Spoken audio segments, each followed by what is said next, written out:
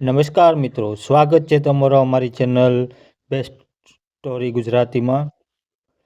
આજે આપણે એવી સ્ટોરીની વાત કરવાની છે જે સાંભળી અને તમને પણ મજા આવી જશે.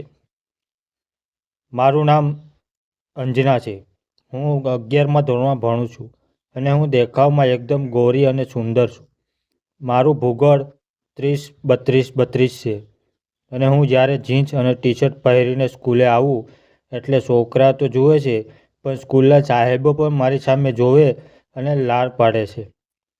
મિત્રો, મારા ખેતરમાં ધીમે ધીમે ઘાસ ઉગવાની શરૂઆત થઈ રહી હતી, એટલે હું દર રવિવારે મારા ખેતરને સાફ કરતી હતી. અને મારા ખેતરમાં આવેલા ચકલી એકદમ નાની અને બહુ સુંદર હતી. મારી ચકલી હજુ ઉડતી ન હતી, પણ મને હવે બહુ શોખ હતો કે કોઈ આવે અને મારી ચકલી સાથે રમે અને મારા મનની ઈચ્છા પૂરી કરે. અને ધીમે ધીમે મારું 11મું પૂરું થયું અને હવે હું 12મા ધોરણમાં આવી. ત્યારે સ્કૂલમાં એક રમેશ નામના છોકરા સાથે મારી ફ્રેન્ડશિપ થઈ, જે દેખાવમાં બહુ સુંદર હતો. અને ફ્રેન્ડશિપ થઈ એટલે હું રમેશ બહાર ફરવા જતા. એક દિવસ રમેશ મારા મનની વાત કરી અને મને પ્રપોઝ કર્યો અને મેં પણ હા પાડી દીધી. અને પછી રમેશ મારા સંતરા પર હાથ ફેરવ્યો અને મારી અંદર એક કરંટ લાગ્યો. રમેશ ધીમે ધીમે મારી ચકલી પકડી અને ચકલીની ચાંચમાં એક આંગળી જવા દીધી, એટલે મારા આખા શરીરમાં ખળભળાટ મચી ગયો. અને રમેશ મેં જોરથી બથ ભરી લીધી. મારું ખેતર એકદમ ચોખ્ખું હતું, એટલે રમેશને પણ મજા આવી. મેં પણ રમેશની શેરડીનો રસ પીધો અને શરૂઆતમાં અમે આટલું જ કર્યું. અને પછી અમે બંને ઘરે ગયા. એક દિવસ હું અને રમેશ હોટલમાં રૂમ બુકિંગ કરી અને ત્યાં ગયા. અને રમેશ આ હોટલમાં પહેલો અનુભવ હતો. હું અને રમેશ હોટલ રૂમમાં ગયા અને રૂમની અંદર લોક કરી નાખ્યો. અને રૂમમાં રાખેલા બેડ પર હું અને રમેશ બેઠી વાતો કરવા લાગ્યા. પછી થોડીવાર પછી રમેશ મારા તરબૂચ પર હાથ ફેરવવા લાગ્યો અને મારા તરબૂચની અણી કડક થઈ ગઈ. પછી રમેશ ધીરે ધીરે મારા લાલ કલરના ટી-શર્ટને ઉતારી અને સાઈડમાં મૂક્યું, એટલે મારા તરબૂચ એકદમ ગોળ મટોળ આઝાદ થઈ ગયા અને બહાર આવી ગયા, જેને જોઈને રમેશ પાગલ થઈ ગયો અને મારા તરબૂચને જોર જોરથી ચૂસવા લાગ્યો.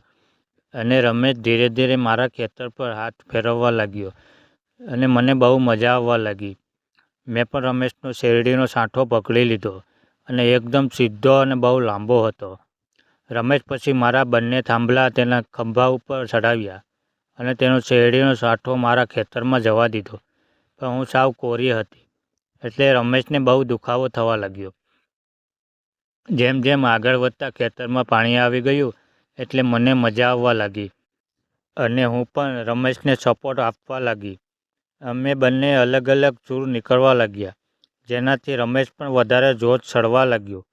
એક રાઉન્ડ પૂરો થયો એટલે અમે થોડીવાર આરામ કર્યો અને અડધા કલાક પછી રમેશ ફરીથી તૈયાર થઈ ગયો અને આ વખતે તો તેણે મને રાડ નીકાળી દીધી. રમેશને એવી રીતે બજાવવા લાગ્યો કે જાણે કોઈ તબલું હોય. પછી રમેશ અને તીખી ગોળો બનાવ્યો, પાછળના દરવાજાથી પ્રવેશ કર્યો. અનુભવ સાવ અલગ લાગ્યો, પણ મજા બહુ આવી. આવી રીતે અમે અલગ અલગ પોઝમાં 4 વખત મોજ કરી અને પછી અમે નીકળી ગયા. પણ આ દિવસ હું જિંદગીભર ભૂલી શકું નહીં. પછી મારા મમ્મી પપ્પાને જાણે ખબર પડી ગઈ, એટલે તેમણે મારા અજાણ્યા વ્યક્તિ સાથે મારા લગ્ન નક્કી કરાવી દીધા, જે મારાથી 8 વર્ષ મોટા હતા. દેખાવમાં પણ ખાસ ન હતો. મારા પતિ દરરોજ તેમના કામમાં વ્યસ્ત રહેતા હતા અને રાત્રે પણ મોડા ઘરે આવતા હતા, એટલે મને ટાઈમ આપી શકતા ન હતા. પણ મારા અંદરની આગ લાગેલી હતી. જે મારા સ્કૂલ ટાઈમમાં કરેલા મોજ મને બહુ યાદ આવતી હતી. અત્યારે મારા લગ્નને 4 મહિના થઈ ગયા. તેમાં મેં અને મારા પતિએ ખાલી શરૂઆતના 1 મહિનો જ મજા કરી અને એના રમેશ જેવી મજા નહોતી. એક દિવસ મારા પતિ કામથી બીજી જગ્યાએ જવાનું હતું અને 10 દિવસે પાછા આવવાના હતા. ઘરે હું સાવ એકલી હતી, એટલે મેં ફોન નંબર ગોતી રમેશને ફોન કર્યો અને ઘરે બોલાવ્યો. પછી મેં અમારી વચ્ચે જે થયું અને જે મારી ભૂખ લાગી હતી એ રમેશ મારા ઘરે આવતો અને અમે એન્જોય કરતા.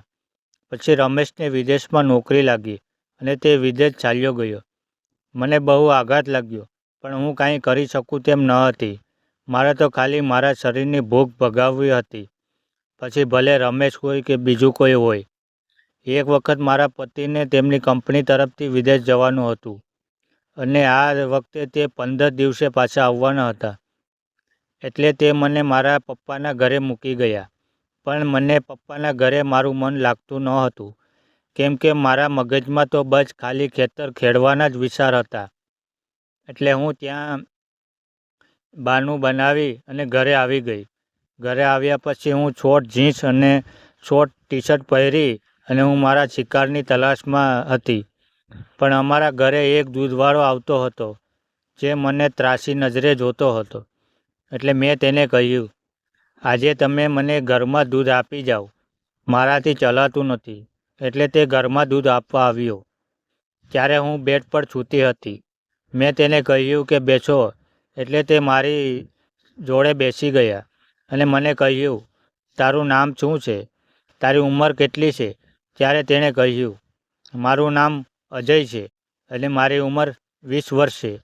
અને મિત્રો, અત્યારે મારી ઉંમર 25 વર્ષ હતી. મેં અજયને પૂછ્યું કે તું કોઈને પ્રેમ કરે છે? ત્યારે અજયે મને કહ્યું, ના. અને તે ત્રાસી નજરે મારા તરબૂચ જોઈ રહ્યો હતો. અજય એકદમ ચાવ કોરો હતો અને હું તો આ કામમાં માહિર હતી.